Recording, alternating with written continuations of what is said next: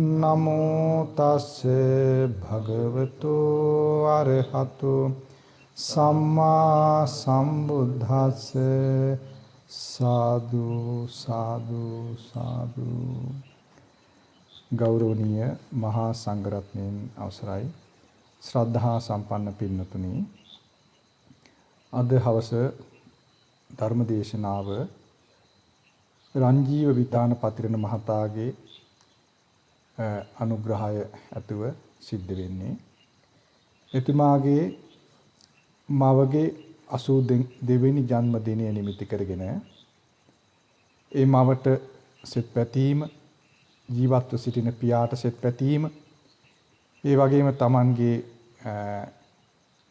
බිරිඳ සහ උපකාර කළන අයට ආශිර්වාද පිණිස, අනිකුත් හිතමිතුරන්ට සෙත් පැතීම, මිය පරලෝකීය ඥාතීන්ට පින් අනුමෝදන් කිරීම ආදී අරමුණු, ඊටාම උදාර අරමුණු රාශියක් මුල් කරගෙන තමයි මේ ධර්ම දේශනාමය පින්කම සිදු කරන්නේ. එතුමාගේ මේ උතුම් අරමුණු සියල්ල සඵල වීම පිණිස මේ උතුම් ධර්ම දේශනාමය පින හේතු වේවා. මේ ධර්ම දේශනාමය පින්කම අතිශයින් සාර්ථකත්වයට පත් වේවා කියන අදහසින් අප මේ උතුම් පින්කම මෙලෙස ආරම්භ කරනවා. පින්වත්නි, ඔබත් අපිත් බුදුරජාණන් වහන්සේගේ ධර්මයෙන් පෝෂණය වන ශ්‍රාවක ශ්‍රාවිකාවන්. අප සියලු දෙනා බුදුරජාණන් වහන්සේගේ පිළිසරණෙන් ජීවිතය සුරක්ෂිත කරගන්නට අතිශයින් ආසාවෙන්, උනන්දුවෙන් කල්පනා කරන අය.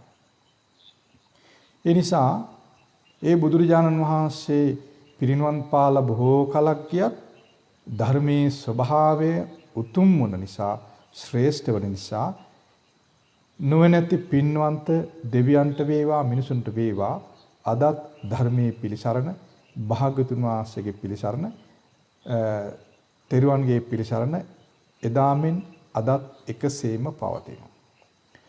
අප හොඳින් දන්නවා බුදුරජාණන් වහන්සේගේ ධර්මය ස්වාක්ඛාත වූ ගුණයෙන් යුක්තයි. එය කිසි කලක දුර්වල භාවයට පත් වෙන්නේ නැහැ. ඒ කිසි කලක වෙනස් වෙලා එහෙම නැත්නම් තවදුරටත් පෝෂණය විය යුතුයි කියන ස්වභාවයට පත් වෙන්නේ නැහැ. බුදුරජාණන් වහන්සේගේ ධර්මය පරිපූර්ණයි, පිරිසිදුයි, සම්පූර්ණයි. මුලැමැද අග ඊටාම පාරිශුද්ධයි, අංග සම්පූර්ණයි. සංශෝධනයක් කවදාවත් කිසිවෙකුටත් කළ නොහැකි.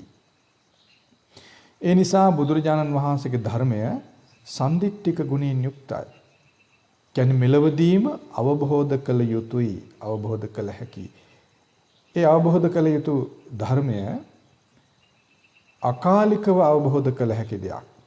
කිසිම කාලයක ප්‍රමාදයක්, කිසිම කල්පමාවකින් තොරව අකාලිකවම අවබෝධ කළ හැකි දෙයක්. ධර්මයට පැමිණ අවබෝධ කරන්න ඕන. වෙන විදිහකින් කරන්න බෑ. බුදුරජාණන් වහන්සේගේ ධර්මයට පැමිණ අවබෝධ කරන්න ඕන. ඊළඟට ඒ ධර්මය තමා තුළට පිහිටවාගෙන අවබෝධ කරන්න ඕන. තමා තුලින් අවබෝධ කර ගන්න ඕන. නුවණැත්තා තමා විසින්ම අවබෝධ කරගනු ලබනවා. එතන මේ බඳු ගුණයෙන් යුක්ත ධර්මයක් කිසි කලක නිෂ්ඵල දෙයක් බවට පත් වෙන්නේ නැහැ. වඳ බහින්නේ නැහැ. ප්‍රතිඵල රහිත බවට පත් වෙන්නේ නැහැ. ඒ නිසා මේ උතුම් ගුණ වෙනත් කිසිවකට සම කළ නොහැකි මේ ගුණ වලින් යුක්ත ධර්මය අදටත් එදාසේම එකසේම අවබෝධ කළ හැකි. ඒ නිසා ඔබ ගන්නා මේ උත්සාහය ඊටාම උතුම් උත්සාහයක්, තා ශ්‍රේෂ්ඨ උත්සාහයක් වන නිසායි අප ඔබට අනුග්‍රහ පිණිස මේ ධම් කරුණු කියා දෙන්න අද කල්පනා කළේ.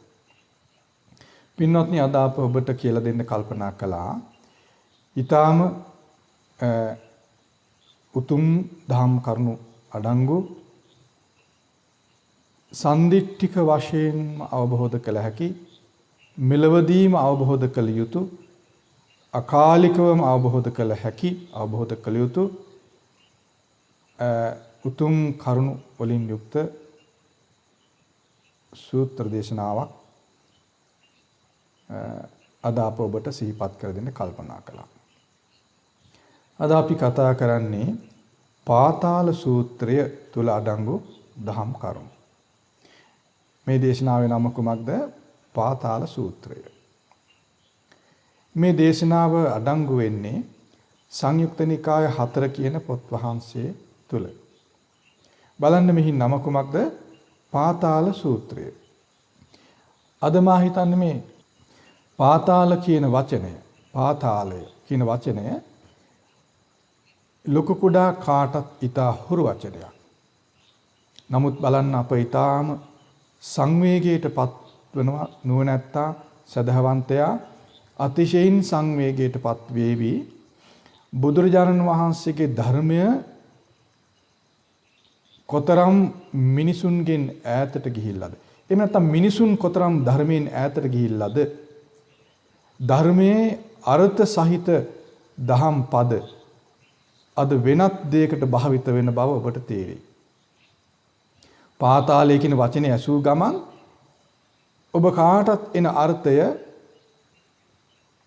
අතිශයින් දුර්වල දෙයක්. ධර්මයට නොගැලපෙන අර්ථයක් තමයි පාතාලය කියන අර්ථය වචනේ ඇසූ ගමන් කෙනෙකුට එන්නේ. බලන්න මේ පාතාලය කියන වචනේ බුදුරජාණන් වහන්සේගේ ධර්මයේ තිබෙන වචනයක්. ඒතරේ අර්ථ සහිත මේ දහම් පාඨය එහෙම තමයි වචනය අද භාවිත වෙන්නේ නිෂ්ඵල අනර්ථයක් සඳහා. එහෙම නැත්නම් පොහුදුන් භාවිතයකට මේ වචනය අද පැමිණ තිබෙනවා. ඒ කියන්නේ මේන් පේන්නේ මිනිස්සු ධර්මයෙන් ගොඩාක් ඈතට ගිහිලා කියන එකයි. නමුත් අප ධර්මයේ විදිහට තේරුම් ගත්තොත්, ධර්මයේ අර්ථය තේරුම් ගත්තොත් මේ ධර්මයේ සම්දිට්ඨික ඵල සහිත බව අපි කවුරුත් පිළිගන්නවා. ඒ නිසා බලන්න පාතාලය කියන වචනය ඇසූ ගමන් එහි අර්ථය පාපී අර්ථයක් අපිට තියෙන්නේ. අපි දන්නේ නේද? නමුත් බලන්න බුදුරජාණන් වහන්සේ පෙන්වන ධර්මයේ තුල මේ වචනයෙන් මිනිසුන්ගේ අවබෝධය පුළුල් කරනවා. මිනිසුන්ට ගැඹුරු අර්ථයක් පෙන්වා දෙනවා. සියලු දුකින් නිදහස් වීම පිණිස ඒකාන්ත මඟ මේ වචනයට ගැබ් කර භාග්‍යවතුන් වහන්සේ පෙන්වනවා. නමුත් බලන්න මිනිසුන් ධර්මයෙන් ඈතට යන්න ධර්මයේ වචන භාග්‍යවතුන් වහන්සේගේ පාරිශුද්ධ වචන පෘථග්ජන භාවිතයට පැමිණ තිබෙනවා. අතිශයින් පාපකාරී භාවිතයකට පාපකාරී අර්ථයක් පිණිස උතුම් වචන භාවිත වෙන්න පටන්ගෙන තිබෙනවා. ඉතින් අප මේ ගැන අප තුළ සංවේගයක් තිබෙනවා. ඔබ තුළ සංවේගයක් ඇති විය යුතුයි. නමුත් අප ඊටාම සදහසිතින් මේ උතුම් ධර්මයන් තේරුම් අරගෙන භාගතුන් වහන්සේට සැබෑම ගෞරවාදරයක් පිණිස භාගතුන් වහන්සේ විසින් පෙන්වූ මේ අර්ථ සහිත දහම් පදවල අර්ථය ප්‍රමාදයකින් තොරව අකාලිකව ජීවිතයට ගලපාගත යුතුයි. එයයි භාගතුන් වහන්සේට කරන දක්වන ගෞරවය, පුද සත්කාරය. එයයි භාගතුන් වහන්සේ කෙරෙහි අප තුළ පවත්විය යුතු උතුම් ගෞරවය, වන්දනාව විදියටයි අපි කල්පනා කරන්නේ. බලන්න අපි බලමු පාතාලය කියන වචනේ අහුවාම අද එන අර්ථය අපි පැත්තකින් තියන්න. අද තිබෙන අර්ථය අමතක කරලා බුදුරජාණන් වහන්සේ ඒ කෙරෙහි ඒ වචනයෙන් අපට පෙන්වන උතුම් අර්ථය අප ඉගෙන ගනිමු. සාමාන්‍යයෙන් පාතාලය කියන වචනය තුල පෙන්වන්නේ හඳුනාගත නොහැකි තරම් ගැඹුරක් සහිත දෙයක්. ඇත්තටම තිබෙනවා, නමුත් ඊටාම දුෂ්කරව අඳුරන්නට තියෙන. සාමාන්‍ය කෙනාට අඳුර ගන්නට බෑ. ඒ වගේ තමයි මේ පාතාලය බියජනක. ඒ අඳුනන ගත්තොත් විනාශයට කරා යන ස්වභාවයෙන් යුක්තයි. මෙන්න මේ නිසා තමයි මේ වැරදි භාවිතයකට මේ වචනේ අද ඇවිත් තියෙන්නේ. නමුත් බලන්න ධර්මයේ තිබෙන අර්ථය ඊට වඩා ගොඩාක් පාරිශුද්ධයි. ශ්‍රේෂ්ඨත්වයෙන් යුක්තයි. මේ අර්ථයේ මිනිසෙක් ශ්‍රේෂ්ඨත්වයට පත් කරනවා. පින්වත්නි බුදුරජාණන් වහන්සේ මේ දේශනාව විස්තර කරද්දී මේ විදිහටයි කියලා දෙන්නේ. මහණෙනි පෘථග්ජනයා මේ වගේ වචනයක් කියනවා. මහ මුහුදේ පාතාලයක් තියෙනවා කියලා. ඒතර පෘථග්ජන කෙනා කොහොමද කියන්නේ? මහ මුහුදේ පාතාලයක් තියෙනවා කියලා ප්‍රකාශ කරනවා. භාග්‍යවතුන් වහන්සේ තවදුරටත් කියලා දෙනවා මහණෙනි නොපවතින දකින්ට නොහැකි දෙයක් මුල් කරගෙනයි පෘථග්ජනයා මහ මුහුදේ පාතාලයක් තියෙනවා කියලා කියන්නේ. බලන්න ඒතර පෘථග්ජන කෙනා මහ මුහුදේ පාතාලයක් තියෙනවා කියලා කියන්නේ කිව්වට දකින්න දෙයක් නැහැ. එහෙම ඇත්තටම එහෙම දෙයක්වත් නැහැ. එහෙම දෙයක් නැහැ, දකින්නත් නැහැ. නමුත් එයා කියනවා මහ මුහුදේ පාතාලයක් තියෙනවා කියලා. භාග්‍යවතුන් වහන්සේ දේශනා කරනවා මහණෙනි කායික දුක් පීඩා වලටයි එමෙතන කායික දුක් පීඩා වලට කියන නමක් පාතාලය කියලා කියන්නේ. බලන්න මේ වචනේ භාග්‍යවතුන් වහන්සේගේ අර්ථය. පාතාලය කියන්නේ කොමකටද? කායික දුක් වලට කියන නමක්. කායික දුක් විඳීම් වලටයි පාතාලය කියලා කියන්නේ. බලන්න මේ වචනේ අර්ථය අද භාවිතින් කොතරම් ඈතට ගිහිලාද? පාතාලය කියන වචනේ ඇහුවාම කුඩා කෙනෙක් වේවා, මධ්‍ය වයස කෙනෙක් වේවා, වයසට ගිය කෙනෙක් වේවා, උගතෙක් වේවා, නුගතෙක් වේවා, කවුරු ඇහුවත් අද කාලේ පාතාලය කියන වචනය ඔහුට යන්නේ අර්ථය හිස් අර්ථයක්, අනර්ථයක්. ඔහුගේ ජීවිතයට කිසි පිළිසරණක් නැති, අවබෝධයට උපකාර නොවන අර්ථයක් තමයි මේ වචනේ අද භාවිතයේ තිබෙන්නේ. ඊළඟ දේ තමයි ධර්මදර එහෙම නැත්නම් බුදුරජාණන් ශ්‍රාවකීන් මේ වචනේ භාවිත කරන්නේ නැහැ. අද මේ වචනේ භාවිත කරන්නේ බුදුරජාන් වහන්සේගේ ශ්‍රාවක නොවන වෙනත් අය තම තමන්ගේ වෙනත් අර්ථයක් ඉස්මතු කරලා පෙන්වන්න. වෙනත් භාවිතයකටයි මේ වචනේ අද භාවිත වන්නේ. බලන්න මිනිසුන් ධර්මයෙන් කොයිතරම් ඈතට ගිහිල්ලාද? බලන්න බුදුරජාන් වහන්සේගේ ධර්මය තුල පෙන්වන්නේ කොහොමද? කායික දුක් විඳීම් වලට කියන නමක් තමයි පාතාලය. ඒතර එදා මේ වචනේහි අර්ථය ගැනීමෙන්, ඒ අර්ථය තේරුම් ගැනීමෙන්, ඒ අර්ථයට පැමිණීමෙන් සම්දිත්තික විපාක විඳි අය කොතරම් සිටියාද? අකාලිකව ධර්මය තේරුම්ගත් අය කොතරම් සිටියාද?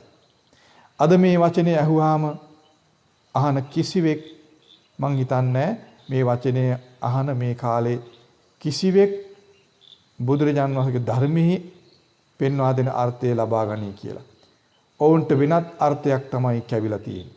ඒ නිසා අප බුදුරජාණන් වහන්සේ පෙන්වූ ධර්මයේහි ගැඹුරු අර්ථය එලෙසම තේරුම් ගන්න උත්සාහ කරමු. බලන්න බුදුරජාණන් වහන්සේ පෙන්වා දෙන්නේ කොහොමද? කායික දුක් විඳීම් වලට කියන නමක් තමයි පාතාලය කියලා කියන්නේ. බුදුරජාණන් වහන්සේ පෙන්වා දෙනවා තවදුරටත් අශෘතවත් පෘථග්ජන කෙනා කායික දුක් විඳීමෙන් පහස ලබලා ශෝකයටපත් වෙනවා, කලන්තේ දානවා, විලාප දෙනවා.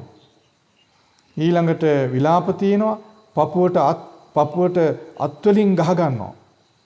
ඊළඟට එයා සිහි මුලාවටපත් වෙනවා. භාගතුන් වහන්සේ දේශනා කරන මහණෙනි, ඒ තමයි ඔහු පාතාලේ නොපිහිටි. ඒකට කියනවා ඔහු ඒකට කියනවා අශෘතවත් පෘථග්ජන කෙනා පාතාලේ නොපිහිටියා කියලා කියනවා. ඒතර යමෙක් පාතාලේ නොපිහිටියා කියලා කියන්නේ මොකටද? කායික දුක් විඳීමකින් පහස ලැබුවාම ශෝක කරනවා නම්, කලන්තේ දානවා නම්, විලාප දෙනවා නම්, පපුවට අත්වලින් ගහ ගන්නවා නම්, සිහි මුලාවටපත් වෙනවා නම් ඔහු පාතාලේ නොපිහිටි කෙනෙක්. ඒ වගේම බුදුරජාණන් වහන්සේ පෙන්වා දෙනවා ඔහු එයින් පිහිටක් නොලැබූ කෙනෙක් කියලා. ඊළඟට බුදුරජාණන් වහන්සේ පෙන්වා දෙනවා මහණෙනි, ශ්‍රුතවත් ආරි ශ්‍රාවකයා කායික දුක් විඳීමකින් පහස ලැබපුවාම ශෝක කරන්නේ නැහැ. කලන්තේ දාන්නේ නැහැ. විලාප දෙන්නේ නැහැ. පපුවට අත්වලින් ගහගන්නේ නැහැ. සිහි මුලාවටපත් වෙන්නේ නැහැ. මහණෙනි, ඒකට කියනවා ඔහු පාතාලේ පිහිටියා. ඔහු පිළිසරණ ලබා ගත්තා කියලා ප්‍රකාශ කරනවා. බලන්න මේ ධර්මයේ අద్భుතයිනේ. අద్భుත ධර්මයක්. බලන්න මේ අර්ථයෙන් මිනිස්සු ගොඩාක් ඈතට ගිහිල්ලා අද අනර්ථයක් ඉස්මතු කරන්න මේ උතුම් දහම් පාඨය මේ වචනේ භාවිත කරනවා. ඒතර අප අසරණයි අද. නේද? එහෙනම් ශාසනය ඉස්මතු වෙන්නේ නම්, ශාසනය ඉස්මතු වෙන්න නම්, ශාසනය බබලන්ට නම් බුදුරජාන් වහන්සේ පෙන්වූ අර්ථ සහිත වචන, ඒ අර්ථයෙන් යුක්තවම අප ඉගෙන ගත යුතුයි. බලන්න එතකොට භාගතුන් වහන්සේ පෙන්වන්නේ කොහොමද? අශෘතවත් පෘථග්ජන කෙනා ගැන පෙන්වනවා, ශෘතවත් ආර්ය ශ්‍රාවකයා ගැන පෙන්වනවා. ඒ දෙන්නගේ වෙනස පෙන්වනවා. එතකොට පෘථග්ජන කෙනා කියන්නේ භාගතුන් වහන්සේ ගැන දන්නෙත් නැහැ, ධර්මයේ ගැන දන්නෙත් නැහැ, ධර්මයේ කියා දෙන අය ගැන දන්නෙත් නැහැ. එයා පෘථග්ජන කෙනා. ශ්‍රුතවත් ආර්ය ශ්‍රාවකයා කියන්නේ භාගතුන් වහන්සේව දන්නවා, ධර්මයක් දන්නවා, ඒ ධර්මයේ කියා දෙන අය දන්නවා. එතකොට ඒ බඳු කෙනා ශ්‍රුතවත් කෙනා, ආර්ය ශ්‍රාවකයා. එතකොට අශෘතවත් පෘථග්ජන කෙනාගේ ස්වභාවය තමයි කායික දුක් විඳීමකින් පහස ලැබපුවාම, නැත්නම් කායික දුක් විඳීමක් ඇති වුනහම ඔහු ශෝක කරනවා, ඔහු කලන්තේ දානවා, විලාප දෙනවා, ඊළඟට පපුවට අත්වලින් ගහ ගන්නවා, සිහිමුලාවටපත් වෙනවා. ඒ අශෘතවත් පෘථග්ජන කෙනාගේ ස්වභාවය. ඒ ස්වභාවය ගැන භාගතුන් පෙන්වන්නේ කොහොමද? ඔව් පාතාලේ නොපිහිටියා කියන්නේ ඒකටයි. එයින් පිළිසරණක් නොලබුවා කියන්නේ ඒකටයි කියලා පෙන්වනවා. ඒතර ආර්ය ශ්‍රාවකයාගේ ස්වභාවය තමයි කායික දුක් විඳීමකින් පහස ලැබපුවාම ශෝක කරන්නේ නැහැ, කලන්තේ දාන්නේ නැහැ, විලාප දෙන්නේ නැහැ, පපුවට අත්වලින් ගහගන්නේ නැහැ, සිහි මුලාවටපත් වෙන්නේ නැහැ. ඒකට භාගතුන්ස පෙන්වනවා ඔහු පාතාලේ පිහිටියා. එයින් පිළිසරණ ලැබුවා කියලා පෙන්වා දෙනවා. බලන්න මේ ධර්මය අපට කොහොමද උපකාර සහිත වෙන්නේ?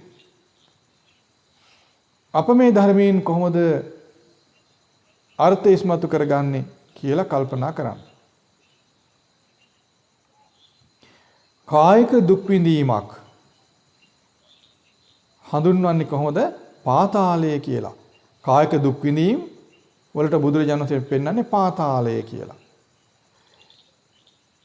ඒ දුක් විඳීම් වලින් පහස ලැබූ යම් කෙනෙක් ශෝක කරනවා නම්, කලන්තේ දානවා නම්, විලාප දෙනවා නම්, පපුවට අත්වලින් ගහ ගන්නවා නම්, සිහි මුලාවටපත් වෙනවා නම් ඔව් පාතාලේ නොපිහිටියා කියලා පෙන්වනවා. මේන් අදහස් කරන්නේ ඔහු හඳුනගත්තේ නැහැ කියන එකයි. ඔහු ඒ පාතාලය හඳුනගත්තේ නැහැ. ඒ නිසාම ඔහු එයින් පිහිටක් ලබන්නට අසමර්ථ වුණා. ශ්‍රුතවත් ආර්ය ශ්‍රාවකයා කායික දුක් විඳීමකින් පහස ලැබපුවාම ශෝක කරන්නේ නැහැ, කලන්තේ දාන්නේ නැහැ, විලාප දෙන්නෙත් නැහැ, පපුවටත් වලින් ගහගන්නේ නැහැ. සීමුලාටපත් වෙන්නේ නැහැ. ඔහු පාතාලේ පිහිටියා කියලා කියනවා. ඒකට හේතුව ඔහු ඒ ස්වභාවය අවබෝධ කරගත්තා. ඔහු පිහිටියා පාතාලේ තේරුම් ගත්තා, අවබෝධ කළා. ඒ නිසා ඔහු එයින් පිළිසරණක් ලැබුවා. එතන අපි කොහොමද මේ ධර්මයෙන් අපේ ජීවිතය පෝෂණය කරගන්නේ කියලා අපි කල්පනා කළ යුතුයි. බලන්න කායික දුක් අපට තියෙනවද? කායික දුක් කොතරම් අපට තියෙනවද? ඒ කායික දුක් වලින් පහස ලැබලා තියෙනවද අපි?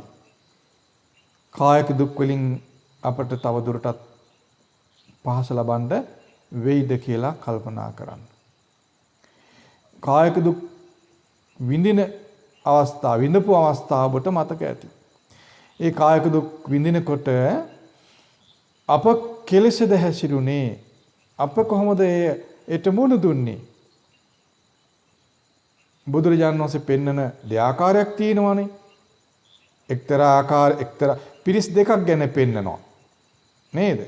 ඒතර මේ පිරිස් දෙකෙන් එක පිරිසක් කායික දුක් විඳීමකින් පහස ලැබපුවාම ශෝක කරනවා, කලන්තේ දානවා, පපුවටත් වලින් ගහ ගන්නවා, විලාප දෙනවා, සීමුලා වෙලා යනවා.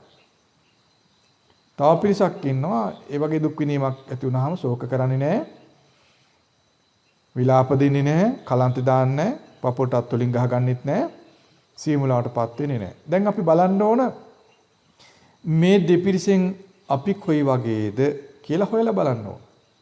එතන අපට අප ගැන යම් තීරණයක් ගන්න පුළුවන් අපි කොහොමද හැසිරෙන්නේ? අපි බුදුරජාන් වහන්සේ පෙන්වන ධර්මයෙන් පිළිසරණක් තියෙනවද අපිට? ඒ කියන්නේ අපට විශ්වාසයෙන් තේරුම් ගන්න පුළුවන් නේද? මේක තමයි මෙලවදී ධර්මය අවබෝධ කරනවා කියලා කියන්නේ. බලන්න කායික දුක් විඳීමක් ඇති වුනහම ඒකට මූණ දෙන ආකාරයෙන් මෙලවදීද අපි අවබෝධ කරන්නේ මලම් පස්සේද? මෙලවදී අපි තේරුම් ගත යුතුද මරණට පස්සේ පරලෝකදී තේරුම් ගන්නේ?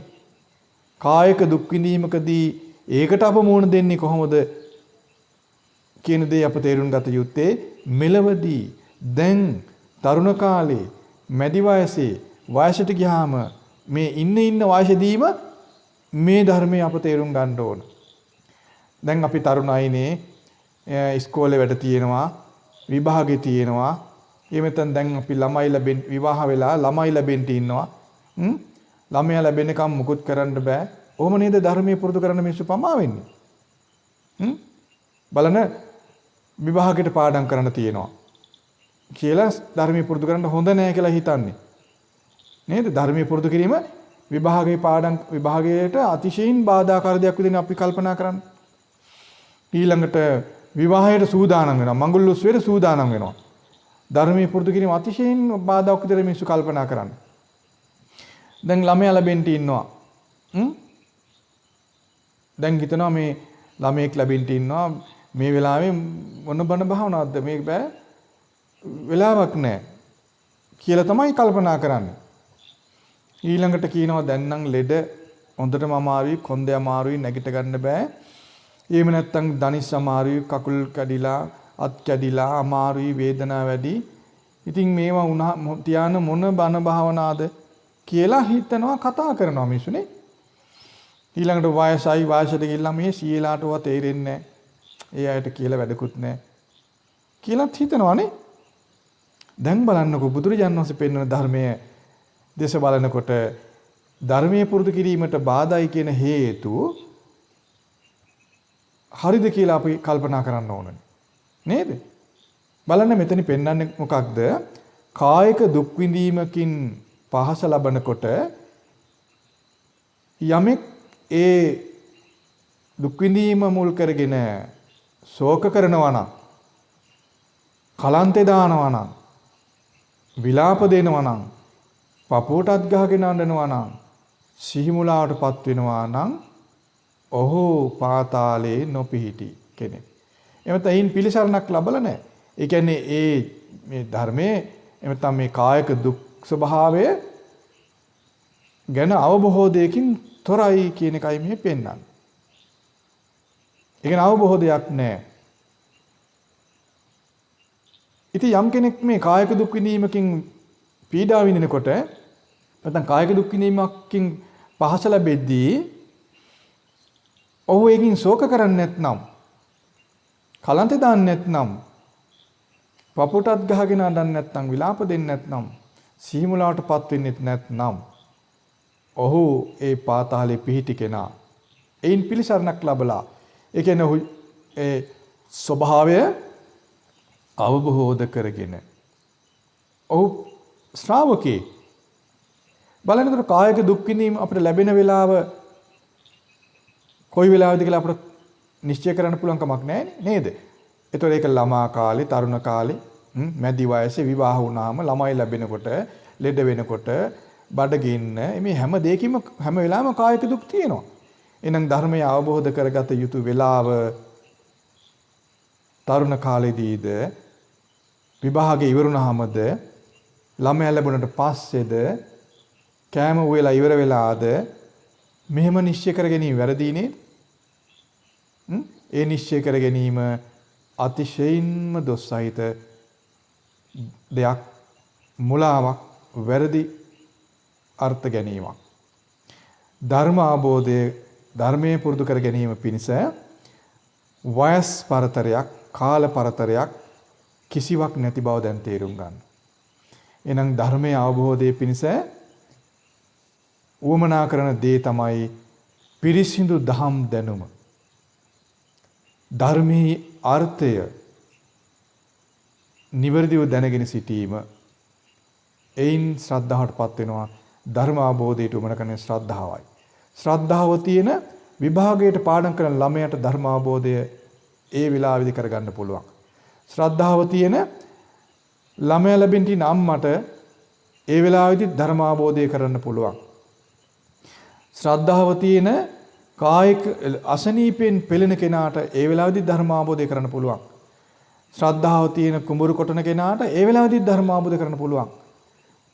ශ්‍රද්ධාව තිබෙන කායික මහන්සිය කය වෙහසා ඊටාම අමාරු බරපතල වැඩපොළ කරන කෙනාට ඒ වෙලාවෙදි ධර්ම අවබෝධ කරන්න පුළුවන්. ශ්‍රද්ධාව තියෙන වයසට ගිය කෙනාටත් ඒ වෙලාවෙදි ධර්ම අවබෝධ කරන්න පුළුවන්. ශ්‍රද්ධාව තියෙන මරණාසන්න කෙනාටත් ශ්‍රද්ධාව තියෙනවා නම් ධර්ම අවබෝධ කරන්න පුළුවන්. ශ්‍රද්ධාව කියලා කියන්නේ බුදුරජාණන් වහන්සේගේ අවබෝධය පිළිගැනීම. බලන්න දැන් බුදුරජාණන් වහන්සේ අවබෝධය අද අපි ඉගෙන ගත්ත ධර්මයේ තුල අපූර්ව විදිහට පෙන්වා දෙනවා. මොකද්ද ඒ අවබෝධයේ ඒ අපූර්ව ස්වභාවය? කායික දුක් වලට කියන නමක් පාතාලය කියලා කියන්නේ. ඒතර පාතාලය කියලා කියන්නේ හඳුන ගැනීමට දුෂ්කර දෙයක්. දකින්න දුෂ්කර දෙයක්. මොකද්ද දකින්න දුෂ්කර දේ? මේ තමයි දුක කියලා දකින්න දුෂ්කරයි. ඒතර කායික දුක මේ තමයි දුක කියලා දකින්න දුෂ්කරයි. මේ ලෝකේ දකින්න දුෂ්කර දේ මේ තමයි දුක කියන සත්‍යය. එතකොට දැන් පාතාලය කියන වචනේ තුල පෙන්නන දෙහි පෙන්නන මේ එයින් කියවෙන දේ තුල දකින්න දුෂ්කර දැන් යමෙක් අපිට සාමාන්‍ය විදිහේ අර්ථය බලන්න සාමාන්‍ය භාවිතයේදී අර්ථය තියලා තියෙනවා මේ ගැඹුරු තැනක් එබිල බැලුවට මොන විදිහින්වත් පේන්නේ නැති ගැඹුරු තැනක් ගැන අදහසක් තියෙනව නේද? ඒ වගේ දුක කියන ආර්ය සත්‍ය අඳුර ගැනීම පිණිස තියෙන තැනක් තමයි කායික දුක් ස්වභාවය. ඒතර ඒ කායික දුක විඳිනකොට මේ තමා දුක කියලා යමෙක් තේරුම් ගත්තොත් ඔහු ශෝක කරන්නේ නැහැ. ඔහු කලන්ත දාන්නේ නැහැ. ඔහු පපුවට අත් ගහගන්නේ නැහැ. ඔහු විලාප දෙන්නේ නැහැ. ඔහු සිහි මුලාවටපත් වෙන්නේ නැහැ. බුදුරජාණන් වහන්සේ දුකයි කියලා පෙන්වා දුන්නේ මෙයයි කියලා කෙනෙක් ඒ වෙලාවේදී සිහි කරනවා නම් තේරුම් ගන්නවා නම් ඔහු ශෝක කරන්නේ නැහැ. ඔහු විලාප දෙන්නේ නැහැ. ඔහුට කලන්ත එන්නේ නැහැ. ඔහු පපුවට අත් ගහගන්නේ නැහැ. ඔහු සිහි මුලාවටපත් වෙන්නේ නැහැ. අපි හිතමු පාඩම් කරන ළමයා ඔහුට කායික දුකක් එන්න පුළුවන්. විවාහ වෙච්ච කෙනා ළමයා ලැබෙන්න යනකොට කායික දුකක් එනවා. ලෙඩ වෙනකොට වැඩ කරද්දී, උයද්දී, ළමයි බලද්දී, ගේදොර අතපත ගාද්දී, රස්සාව කරද්දී, වත්ත පිටි වැඩ කරද්දී, ඉස්පිරිතාලේ ඉඳද්දී ඒ හැමතැනකදීම කායික දුක් එනවා. ඒ කොයි වයසේදී, කොයි තරාතිරමකදී, කොතනදී හෝ වේවා කායික දුකක් එනකොට ශ්‍රද්ධාවන්ත කෙනාට සිහි වෙනවා බුදුරජාණන් වහන්සේ දුකයි කියලා කිව්වේ මෙයයි කියලා. ඔහු පාතාලේ පිහිටි කෙනා. ඔහු පාතාලයෙන් පිළිසරණ ලැබූ කෙනා බවට පත් වෙනවා. බලන්න අපි හිතමු උගතෙක් වේවා, නුගතෙක් වේවා, එහෙම නැත්නම් ළමා වේවා, තරුණ වේවා, මැදි වයස වේවා, වයසට ගිහිල්ලා වේවා, කුමන තරාතිරමක කෙනෙක් හෝ වේවා ගැන කල්පනා කළොත් ඔහුට කොතනදී කුමන අවස්ථාවකදී හෝ කායික දුක් දැනෙන්න පුළුවන්. තියුණු කර්කශ දුක් දැනෙන්න පුළුවන්. ඒ වෙලාවකදී ඔහුට තේරෙනවා ඔහු ධර්මයේ අහලා තියෙනවා නම්, ධර්මයේ පිළි අරගෙන තියෙනවා නම්, බුදුරජාන් වහන්සේගේ අවබෝධයේ පිළි අරගෙන තියෙනවා නම් ඔහුට ඒකාන්තයෙන් සිහි වෙනවා මේ තමයි දුක කියලා. යමෙකුට සිහි වෙන්නේ නැත්නම් මේ තමයි දුක කියලා. දුක දැනෙද්දී, දුක තියෙද්දී, දුක බහුලව තියෙද්දී, දුක අතිශයින් බහුලව තියෙද්දී මේ තමයි දුක, බුදුරජාන් වහන්සේ දුකයි කියලා කිව්වේ මෙයයි කියලා යමෙකුට සිහි වෙන්නේ නැත්නම් ඔහුට ශ්‍රද්ධාව නැහැ. ඔහු බුදුරජාන් වහන්සේගේ අවබෝධය පිළි අරගෙන නැහැ. ඔහු ධර්මයේ නොදත් කෙනෙක්. ඔහු ශ්‍රුතවත් භාවයට පත් නොවන කෙනෙක්. ඔහු ආර්ය භාවයට පත් නොවන කෙනෙක්. ආන් ඒ වගේ කෙනා ළමෙක් වේවා, තරුණෙක් වේවා, එහෙම නැත්නම් උගතෙක් වේවා ධර්මයේ පාඩම් තියෙන්නත් පුළුවන්, භාවනා කරලා තියෙන්නත් පුළුවන්, සමාධි තියෙන්නත් පුළුවන්. ඔහුට කායික දුකක් එනකොට ඔහුට තේරෙන්නේ නැත්නම් මේ තමයි දුක, මේ තමයි බුදුරජාණන් වහන්සේ පෙන්වූ දුක්ඛාරිය සත්‍යය කියලා ඔහුට සිහි වෙන්නේ නැත්නම් ඔහු ඒ දුකෙන් ශෝක කරනවා. ඔහු ඒ දුක් විඳීමෙන් ශෝක කරනවා. කලන්ත එනවා. ඔහු පපුවට අත් ගහ ගන්නවා. විලාප දෙනවා. අනේ අපොයි කියලා හිතනවා. මේ මොකද කියලා හිතනවා. ඔහුට සිහි මුලාවටපත් වෙනවා. සිහි මුලාවටපත් වෙන කෙනාට ඔහුට ධර්මයේ තේරෙන්නේ නැහැ. ඔහුට බුදුරජාන් වහන්සේ සිහි වෙන්නේ නැහැ. ඔහුට පිරිත් කියන්න හිතෙන්නේත් නැහැ. එහෙම නැත්නම් ඔහුට මේ බුදුරජාණන් වහන්සේ කිව් දෙයක් ගැන සිහි වෙන්නේත් නැහැ. ඔහු විලාප දෙනවා. සිහි මුලා වෙනවා කියන්නේ ඒකයි. ඔහුට පින් පව් ගැන තේරෙන්නේත් නැහැ. පින් කරන්න තේරෙන්නේත් නැහැ. කිසිම දෙයක් තේරෙන්නේ නැහැ ඔහුට. ඒ වෙලාවේදී ඔහු කෑ ගහන්න පටන් ගන්නවා, විලාප දෙනවා. මං වගේ කාලකන්නේ මේ මොකද මට උන්නේ? මෙන්න ඔයේකුත් විදියට ඔහු මුලාවෙන් කටයුතු කරන්න පටන් ගන්නවා. කායික දුකෙන් පහස ලබද්දී ඒ තමයි පාතාලේ නොපිහිටි බව. ඒ කියන්නේ මේ තමා දුක කියලා නොදත් බව. එතකොට ඔහුට ඒ ස්වභාවයෙන් පිළිසරණක් ලබන්න බෑ. ඒ නිසා දැන් හොඳට තේරුම් ගන්න දුක කියලා කියන්නේ විඳ ඉඳමින් විලාප දිදින්න එකක් නොවේ. එය අවබෝධ කර ගැනීමෙන් එයින්ම පිළිසරණක් තියෙනවා. දුක කියන්නේ පිළිසරණක් ලබන්න පුළුවන් තැනක්. කොහොමද? ඒ අවබෝධ කර ගැනීමෙන්. ඒකයි මේ කියන්නේ ශ්‍රුතවත් ආර්ය ශ්‍රාවකයා පාතාලේ පිහිටනවා. ඔවෙන් පිළිසරණක් ලබනවා. ලැබපු කෙනා. බලන්නේ ධර්මයේ ස්වභාවය. එතකොට උට ශ්‍රුතවත් ආර්ය ශ්‍රාවකයාට කායික දුකක් දැනෙද්දී ඔහු පාතාලේ පිහිටි ස්වභාවයටපත් වෙනවා. කොහොමද පිහිටන්නේ? ඔහු කලන්තේ දාන්නේ නැහැ, ශෝක කරන්නේ නැහැ, විලාප දෙන්නේ නැහැ, පපුටත් ගහ ගන්න නැහැ. එතකොට ඒ කියන්නේ ඔහු පාතාලේ පිහිටලා. ඔහු ඒන් පිළිසරණක් ලැබලා. ඒ කියන්නේ ඔහු තේරුම් ගන්නවා මේ තමයි දුක. මේ තමයි බුදුරජාන් වහන්සේ පෙන්වූ සත්‍යය. මේ තමයි බුදුරජාණන් වහන්සේ පෙන්වූ දුක්ඛාරි සත්‍යය කියලා උට සිහි වෙනවා. ඔහු තේරුම් ගන්නවා. එතකොට මේ දුක කියන දේ ඔහු අවබෝධ කර ගන්නවා මෙලවදී.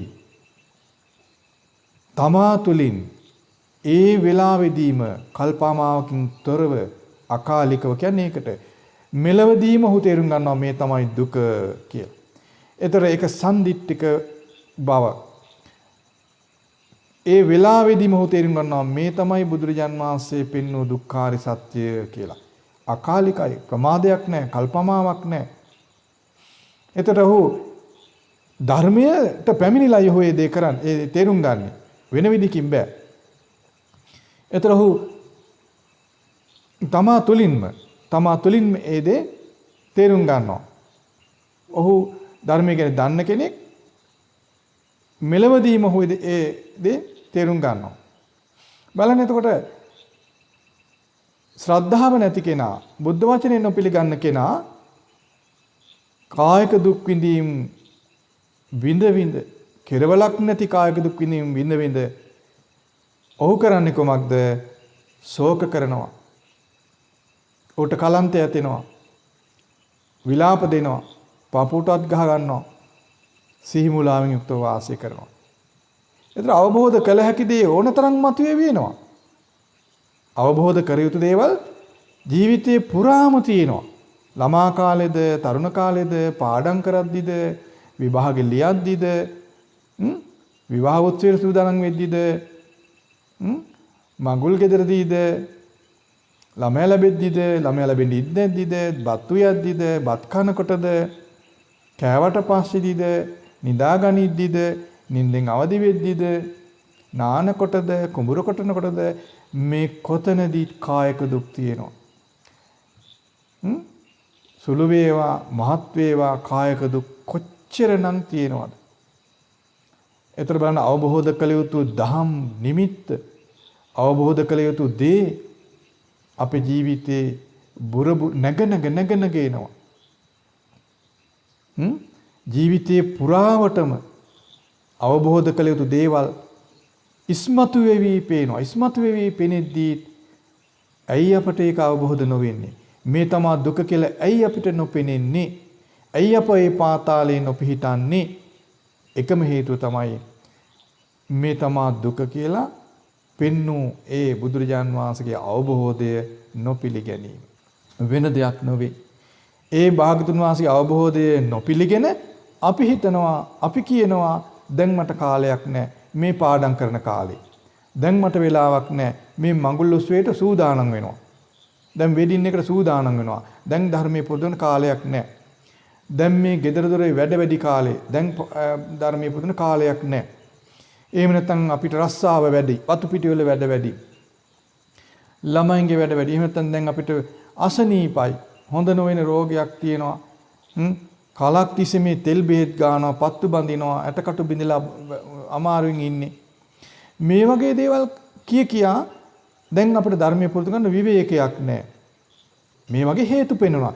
බලන්න මේ හේතු සියල්ලක්ම එක්ක හිතාමතා තමාම රවට ගන්නා බොරු. එහෙම නැත්නම් නොදන්නාකම නිසා ඇතිවෙන බොරු. නොදන්නාකමෙන් ඇතිවෙන රැවටිලි. මොකක් නොදන්නකමෙන්ද? ධර්මයේ විදිහට නොදන්නකමෙන් තියෙන රැවටිලි. එහෙම නැත්නම් මෙතන ව්‍යාජ බවක් තියෙනවා.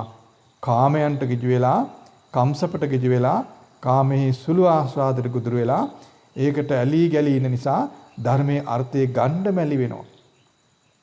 නමුත් ඊළඟට අප තේරුම් ගන්න ඇත්තටම මේ ධර්මයේ සැබෑ අර්ථය එහෙම නැත්නම් පිරිසිදුව ධර්මයේ නොදන්නකම නිසා බොහෝ දෙනාට මේ ප්‍රමාදය සිද්ධ වෙන්නේ. පිරිසිදු ධර්මයේ දන්නවා නම් ගොඩාක් දෙනා ප්‍රමාදයටපත් වෙන්නේ නැහැ. මක් නිසාද හේතුව?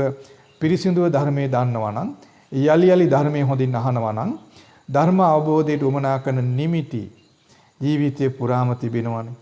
බලන්න මේ පාතාලයේ අපේ ජීවිතේ පුරාම තියෙනවා. අපේ ජීවිතේ ගත්තොත් පාතාලයක්මයි. කායික දුක් වලින් තොර ජීවිතයක් අපට නැහෙනේ. නේද? මවගේ කුසෙන් එළියට එද්දී හඬාගෙන විලාප දීගෙන එන්නේ අපි නේද? මවගේ කුසෙන් එළියට එද්දී හඬාගෙන විලාප දීගෙන කඳුළු බැහැගෙනයි අපි එන්නේ. ඊළඟට එතෙන් පටන් කයෙන් විඳින දුක් කෙරවලක් තියෙනවද? දන්නා කාලේ මතක් කරන්න. දන ගාගෙන යනකොට වැටිච්චා. වැලි ඇනෙමින් දන ගාගෙන යනකොට වැලි ඇනිලා අඬපුවා. මල මූත්‍ර ගොඩේ ඉඳගෙන අපි හිටපුවා. ඇඟ හිරි වැටලා නේද? ඊළඟට කණ්ඩ බැරුව අපි දඟලපුවා. පොඩි කාලේ, ගොඩක් පොඩි කාලේ. ඊළඟට කායික දුක්වල ප්‍රමාණය අපට ගණන් කළ ඉවර කරන්න බෑනේ. නේද? මේ කයේ කෙස්වල හැර, ලොමුවල හැර, නියපොත්තේ කපලා දාන අග ටිකේ හැර අන් හැම තැනම දුක් විඳීම් අපි කොච්චර ලබලා ඇද්ද? නියපොතුවල වේදනා, දත්වල වේදනා, විදුරු මස්වල වේදනා, දිවේ වේදනා. බලන්න කනකොට දිව හැපිලා, කනකොට විදුරු මහ හැපිලා කොච්චර වේදනා අපි විඳිනවද? උගුරේ වේදනා, බත් ගිලිනකොට ඇති වෙන වේදනා, බඩේ වේදනා, බඩවැල් වල වේදනා, මල පහ කරද්දී ඇති වෙන වේදනා, මෝත්‍රා කරද්දී ඇති වෙන වේදනා. ඊළඟට නිදාගනිද්දි බලන්නකෝ අතපය රිදෙනවා, ඇනෙනවා, බෙල්ල රිදෙනවා. පුටුවේ ඉඳගෙන ඉන්නකොට බලන්නකෝ කකුල හිර වැටෙනවා, ඇඟ ඇනෙනවා. ඊළඟට බලන්නකෝ බස් එකේ යද්දි වේවා, අස්වැප පහසු වාහනේ යද්දි වේවා බලන්නකෝ වේදනා. ඇඳුමක් අඳින්දි ඇඳුම හිර වෙලා ඉලාස්ටික් එකට හිර වෙනවා, දාඩිය දානවා. කායික වේදනා. අවුව වැඩි වෙද්දි වේදනා තියෙනවා, සීතල වැඩි වෙද්දි වේදනා, මැස්ස මඳුරුව කනකොට කායික වේදනා තියෙනවා. ඊළඟට කෑමට ලුණු ටිකක් දැනුණොත් වැඩි වුණොත් දිව මුල් වෙලා වේදනා දැනෙනවා, දුක් විඳීම් දැනෙනවා අපිට. කයට දැනෙන්නේ ඒක, හිතට නෙමෙයි. නේද? බත් කනකොට ගලක් කැපුණොත් දත හිරි වැටිලා යනවා. කායික වේදනා එනවා. ඒතකොට මේ වගේ කොච්චර කායික විඳීම් දුක් විඳීම් අපි විඳලා ඇද්ද? ඊළඟට කය කැපිලා, තුවාල වෙලා, කැඩිලා, බිඳිලා යන දුක් විඳීම්. මේ දක්වා විඳපු දුක් විඳීම්, මේ දක්වා විඳපු කායික දුක් විඳීම් කොච්චර තියෙයිද? ඒ දුක් විඳීම් ලැබෙද්දී අපට මේ ධර්මයේ කොච්චර දහම් කරුණු දැනගෙන ඉන්න ඇද්ද? සූත්‍ර විදිහටම සූත්‍ර කීයක් දැනගෙන ඉන්න ඇද්ද? ගාථා විදිහට කීයක් දැනගෙන ඉන්න ඇද්ද? කොච්චර බණ කතා කරලා ඇද්ද? සමාධි තියෙන්න තියතම් අයට. නමුත් බලන්න කායික දුක් හිසේ කෙස් ගානට වඩා කායික දුක් විඳ විඳ මේ තමා දුක කියලා තේරුම් ගන්න බැරුව අනේ වැඩ වැඩි බලන්නකෝ භාවනාවක් කරගන්න වෙලාවක් නැහැ. අනේ අපිට වාසනාවක් නැහැ. රස්සාවේ වැඩ වැඩි, බොස්ගේ කරදරයි, බොස්ගෙන් බේරෙන්න බෑ, නිවාඩුවක් ලැබෙන්නේ නැහැ. භාවනාවක් කරගන්න බෑ ගගා. බොරුවට මේ මුලාවෙන් කතා කරන අය කොච්චර ඉන්නවද? ඔබම බලන්න, ඔබට වෙලාව නැහැ ගගා, ඔබ කොච්චර හූල්ලන්නද? ඒක නොදන්නකමට වෙන දෙයක්. එහෙම නැත්නම් රැවටීම නිසා වෙන දෙයක්. එහෙම නැත්නම් ව්‍යාජ කල්පනාවෙන් වෙන දෙයක්. හිතාමතා තමාම රවට ගන්න දෙයක්. අන්නේ අනුවණකම අප දැන් අතහැරිය යුතුයි. අප නිවැරදි ශ්‍රද්ධාවට පැමිණිය යුතුයි. බුද්ධ වචනේ එලෙසම අප දරාගත යුතුයි. ධර්මය දැන් අප දරාගත යුතුයි. පාතාලය අප තුල තියෙනවා. ඒක අඳුරගන්න, එහි පිහිටන්න පාඩම් කිරීම බාධාවක් වෙන්නේ නැහැ. ඔබේ දරුවා පාඩම් කරනවා නම් ඒ පාඩම් කිරීම මේ ධර්මයේ අවබෝධ කරගන්න බාධා වෙන්නේ නැහැ. බය වෙන්න එපා. ඔබට රස්සාව බාධා වෙන්නේ නැහැ භාවනා කරන්න. මේ ධර්ම අවබෝධයට. ඔබට gedara වැඩ කිරීම, gedara ගොඩාක් වැඩ කිරීම මේ ධර්ම අවබෝධයට බාධා වෙන්නේ නැහැ. බලන්න කල්පනා කළා කායික දුක් විඳීම් වලින් ඔබ කොයිතරම් විඳවනවද කියලා. කෑම කෑවත් බත් කටක් වැඩුණ ගමන් ඔබට කායික දුක් විඳීම් වෙනවා. පොඩි වෙලාවක් අපි හිතමු ගමනක් යනවා, වාහනේ යනවා, මූත්‍රා බරක් එනවා. කොච්චර කායික දුකක්ද? එහෙම ඔබ කොච්චර දුක් විඳලා ඇද්ද? ඒ වගේ අවස්ථාවන් බලන්න කල්පනා කළා. නේද? එතකොට දැනට මේ වෙනකොට අප විඳ තිබෙන කායික දුක් ස්වල්පයයි. ඒබඳු කායික දුක් ස්වභාවයකදීවත් මේ තමා දුක කියලා සිහි කරගන්න බැරුව අපට වෙලාව නැහැ කියා අපි හිටියොත් අනාගතයේදී මීට වඩා තියුණු කර්කස කායික දුක් විඳින්න අපට වෙනවා. බුදුරජාණන් වහන්සේ පෙන්වා දෙනවා තියුණු කර්කස දුක් විඳිනවා. ඊළඟට මරණාසන්න වූ වේදනා කායට දැනෙනවා. එතකොට ශ්‍රුතවත් ආරි ශ්‍රාවකයා ඒ බඳු මරණාසන්න වූ කායික දුක් දැනෙද්දී විලාප දෙන්නේ නැහැ, ශෝක කරන්නේ නැහැ, පපුවටත් ගහගන්නේ නැහැ, සිහිමුලාවටපත් වෙන්නේ නැහැ කියලා. බලන්න පාතාලයේ පිහිටි ඒ කියන්නේ මේ තමා දුක කියලා දැකපු අවබෝධ කරගත්ත එයින් පිළිසරණ ලැබූ වීරියවන්තයාගේ ස්වභාවය. අපි අහලා තියෙනවානේ බිම්බිසාර කියලා රජ කෙනෙක් ගැන. බුදුරජාණන් වහන්සේ වැඩ සිටි කාලේ බිම්බිසාර කියලා රජ කෙනෙක් හිටියා. ඔහුට විඳින්න උනා ගොඩාක් කායික දුක්. මේක නොදන්නා කෙනෙක් මේ ලෝකේ නැති තරම්. අපි කරන්නේ ඕවයින් කවි හදන එකයි. මේ ඒ ගැඹුරු ධර්මයන් මුල් කරන් කවි ලියන එක, සින්දු ලියන එක, එහෙම නැත්නම් තරංග ගහන එක, පොත් ලියන එක විතරනේ. බුදුරජාන් වහන්සේ එහෙම දෙයට ධර්මයේ කිව්වේ නැහැ කියලා දැන් හරි තේරුම් ගන්න. බුදුරජාන් වහන්සේ ධර්මයේ කියා දුන්නේ අපට අවබෝධ කර ගැනීම පිණිසයි. බලන්න අපට මේ පුංචි බඩේ කැක්කමක් හැදුනම විලාප දෙනවා. පුංචි ලෙඩක් හැදුනම විලාප දෙනවා. අනේ අපට පුංචි කොන්ද කැක්කමක්, පුංචි දනිස් කැක්කමක් හැදුනම විලාප දෙනවා. අපට භාවනා කරන්න බෑ. වෙලාවක් නැහැ, අමාරුයි, දුෂ්කරයි කියලා. බිම්බිසාර රජුරන්ට වගේ කායික දුකක් අපට දැනුනොත් අපි මොනවා කරන්නද? කොයි තරම් විලාප දෙයිද? කොයි තරම් ශෝක කරයිද? කොයි තරම් පපුවටත් ගහගයිද?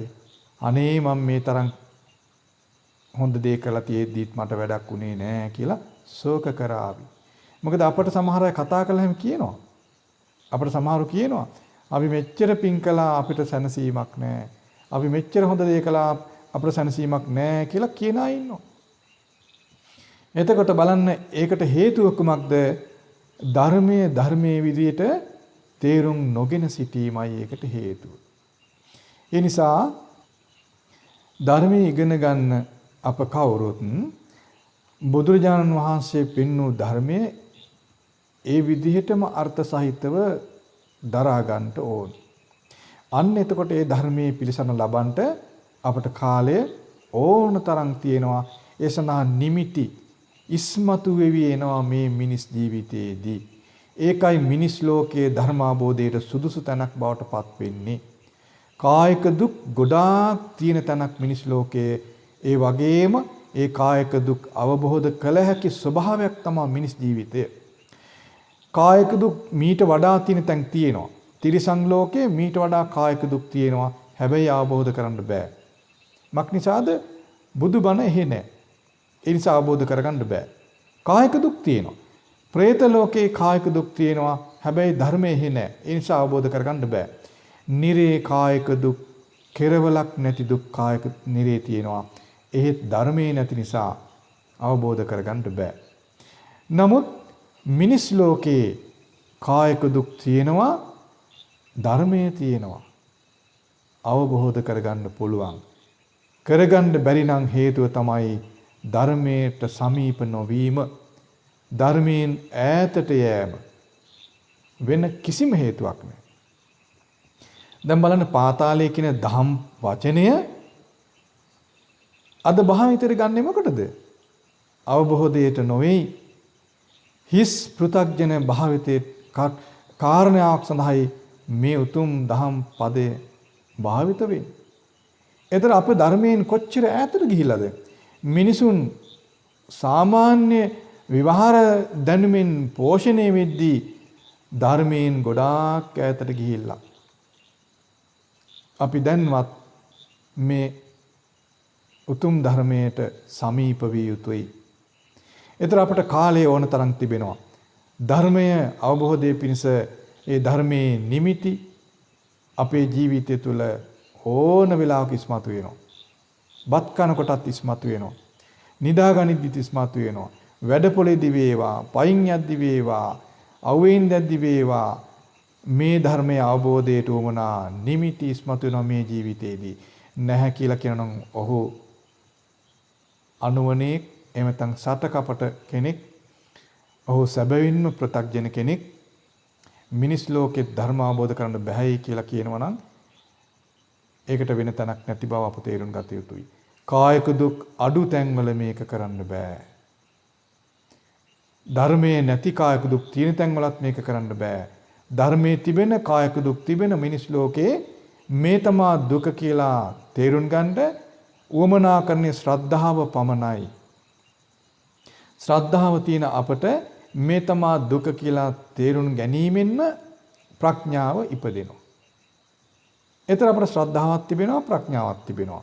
ශ්‍රද්ධාවත් ප්‍රඥාවත් සහිතව ධර්මය පුරුදු කරද්දී සීනුවන වීරිය ආදී ධර්මය අවබෝධ කර ගැනීමටත් සම්පූර්ණ කර ගන්න උවමනා සීල ධර්මයන් අප තුළ ඉපදෙනවා. ඒ නිසා ඒ සඳහා උවමනා කරන එකම දේ තමයි ශ්‍රද්ධාව. බුදුරජාණන් වහන්සේගේ වචනය එලෙසම පිළිගැනීම. බුදුරජාණන් වහන්සේගේ අවබෝධය එලෙසම පිළිගැනීම. ඉතින් ඒ නිසා අද මේ ඉගෙනගත් උතුම් ධර්මය ඔබටත් කාටත් ධර්ම අවබෝධයට ලංවීම පිණිස එහෙම නැත්නම් ධර්මයෙන් ඈතට ගිය අයට ධර්මයට සමීප වීමට මේ දහම් පණිවිඩය උපකාරයක් වෙනවා. එතකොට ධර්මයෙන් ගොඩාක් ඈතට ගිය මිනිසුන්ට සැනකින් මේ මොහොතේම ධර්මයට ගොඩාක් ලං වෙන්න පුළුවන්. මේ මොහොතේ ඔබ වාඩි වෙලා ඉන්නේ ධර්මයේ අහන්ට දැන් ඔබට කායික දුක් දැනෙනවා. දැන් ඔබට ධනිශ්‍රී දෙනවා. දැන් ඔබට කොන්දරි දෙනවා.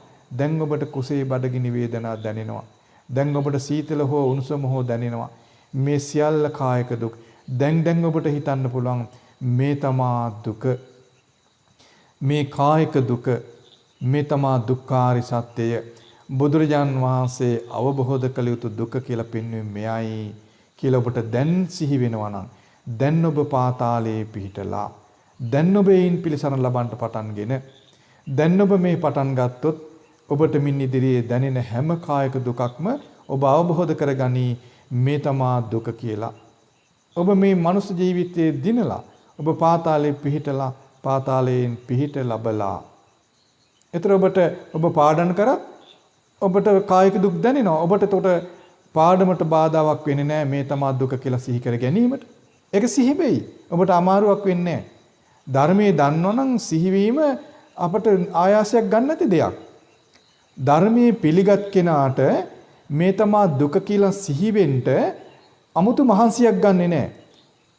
ඒතර රස්සාව කරද්දිත් අපි හිතමු කුඹුරු කොටනවා. අපි හිතමු වාහනයක් එහෙනම් බර අදිනවා. නාටම්බිය කියලා හිතන්න. මුට්ටියක් කරගහගෙන යනවා. ඔහුට කොන්දරි දෙනවා, දාඩිය දානවා, ඇඟරි දෙනවා. ඔහුට ධර්මයේ දන්නවා නම් ඔහුට සිහි වෙනවා මේ තමා දුක, මේ කායික දුක, මේ දුක්ඛාරි සත්‍ය කියලා ඔහුට සිහි වෙනවා. හැබැයි ඔහු බර කරගහගෙන යනවා. බලන්න ධර්මයේ දන්නා කෙනා, ධර්මයේ පිළිගන්න කෙනාට ධර්මයේ සිහි වෙන්න කිසිම බාධාවක් නැහැ. ඔහුට මුට්ටේ කර ගැහුවත්, කඩුපාර කෑවත්, කසපාර කෑවත්, ගුටි කෑවත්, හෙලිපාර කෑවත් ශ්‍රද්ධාව තියෙන කෙනාට මේ තමා කායික දුක කියලා සිහි වෙනවා. ඒ සිතුවිල්ල එන්ට ඔහුට බාධාවක් වෙන්නේ නැහැ. බාධාව ශ්‍රද්ධාව නැතිකම පමණමයි.